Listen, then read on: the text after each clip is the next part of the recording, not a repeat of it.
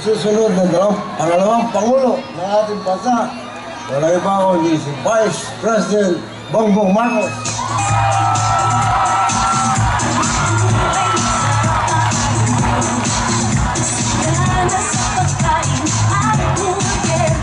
Ako ay tuwan-tuwa at tinuturing ko isang napakalaking karangalan na makapagsalita at makibahagi dito sa proclamation rally ng ating minamahal na kandidato. Ay kitang-kita po natin na ang kanyang laging inuuna ay ang mga mahihirap, ang mga masa.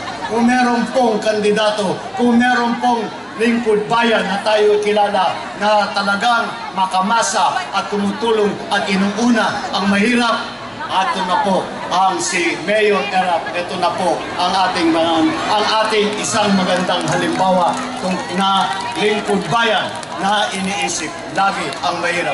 At ako'y tumatakbo bilang pangalawang Pangulo at bukod sa aking pagkakampanya para sa aking sariling kandidatura bilang Vice Presidente, na iba po ang kampanya ko dahil ang kampanya ko rin ay sinasama ko rin ang sinasabi kong pagsulong ng isang kilusan na pagkakaisa muli ng sambayan ng Pilipino.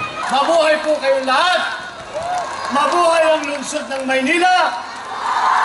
Mabuhay ang ating President Mayor Erap Estrada! Mabuhay kayong lahat! Mabuhay ang Republika ng Pilipinas!